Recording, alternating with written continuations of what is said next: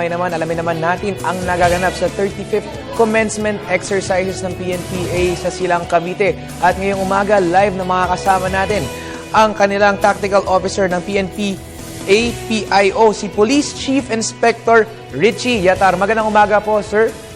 Magandang umaga din mula sa Team Philippine National Police Academy. Gusto naming ipaabot sa ating mga kababayan ang aming mainit, mapayapa at mapagpalang pagbati sa umagang ito. Yes.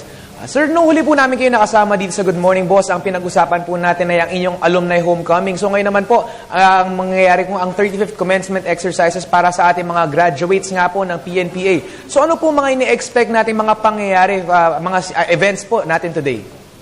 Sa kasalukuyan, papasok na yung ating mga panauhin, yung mga magulang ng ating mga magtatapos. At inaasahan din namin ang pagdating pa ng ating ibang mga kasama ng mga panauhin. At hindi magtatagal, dating din yung ating mahal na Pangulo. Siya ang panauhin pandangal sa programang ito. Yes. Sir, so siguro natin malaman kung ano po yung mga kakaiba naman sa mga batch nga po ng mga nag-graduate ngayon. Kasi like mga nung nakaraan, naikwento nyo po na parang meron pong mga biglang hindi rin po nakakasama dahil parang may mga ibang technicalities na pinagdadaanan. Pero ito pong batch natin ngayon, what is special about them?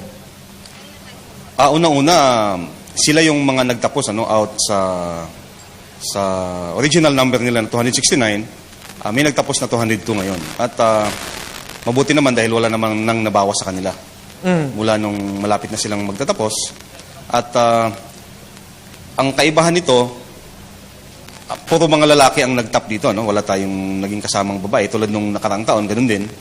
Kasi yung nakaraang 2 taon, yung 2011 saka 2012, panay babae ang nagtap dito, yung number 1. So ngayon naman, bumawi yung mga kalalakihan natin. Mula nung 2013 hanggang ngayon 2014, puro naman lalaki ang nakapasok sa top 10 natin. Yes. Sir, pero ilan naman po ang mga kababaihan, syempre natin nakagraduate din dahil natin nga po, ang Marso nga po ay buwan ng kababaihan at syempre maganda rin pong malaman natin empowerment na nagaganap dyan sa PNPA. So gaano po ba sila karami ang numero ng mga babae na gumagraduate ngayong araw? 10 lang ang naging membro ng ating mga kababaihan sa class na ito. Yun nga, isa sa mga pinakaunting bilang ito. At sana ang aming inaasahan na dadami pa sila sa sunod. Pero yung mga next classes natin, marami naman tayong mga babaeng kadito ngayon. Yes. Sir, dati po na pag-usapan din po natin kung na parang ang pagpasok nga po dito ay parang isang college course. Talaga napakahirap ng kanilang pinagdadaanan dahil hindi lang po academics ang kanilang finofocus, meron din silang mga exercises na ginagawa rin po. Pero ngayon naman po, agkatapos nga po natin sila graduate na, paano po ba ang mangyayari? Meron pa rin po ba silang mga dagdag na training bago po sila ma-assign sa iba't ibang mga division? Pag nasa labas na tayo, patuloy pa rin yung pag-aaral natin at training natin. Kasi nag-i-evolve kasi ang education natin . Hindi pwedeng mananatili tayo kung ano lang yung training natin sa academy. Lahat ng ito ay matututunan natin sa labas.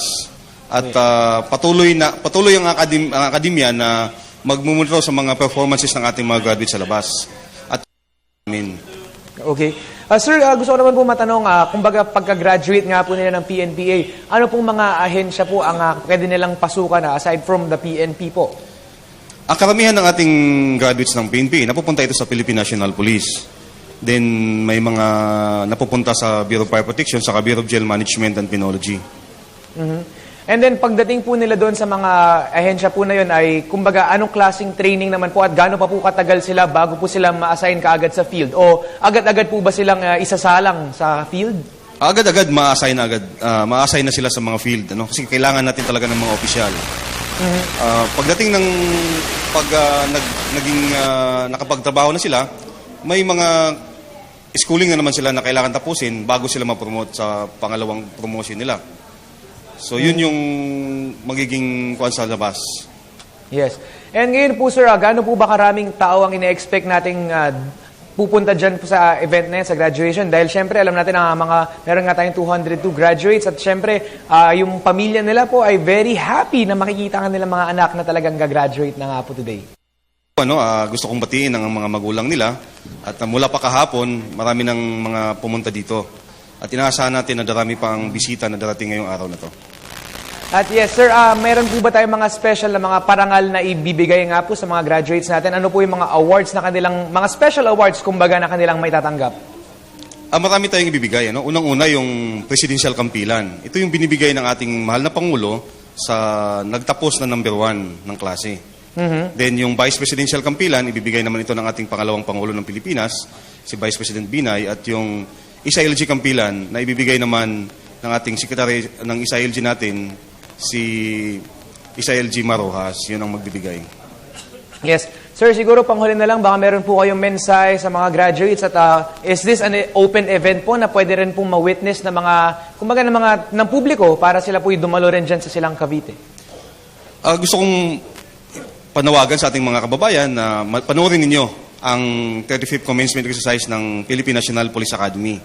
Mamaya mag-umpisa ng alas 9 ng umaga hanggang alas 12 ng tanghali. At darating ang ating mahal na Pangulo at iba. Ngayon, kung gusto nyo pumunta dito, bukas din ang aming kampo para sa ating mga kababayan na gustong manood dito sa Camp General Mariano in Castaneda, Silang Cavite. Alright, maraming salamat po sa inyong panahon ngayong umaga at syempre congratulations sa lahat ng ating mga graduates. Yan po, nakasama po natin si Police Chief Inspector Richie Yatar, ang Tactical Officer ng PNPA at PIO. Maraming salamat po sa inyong panahon ngayong umaga, sir.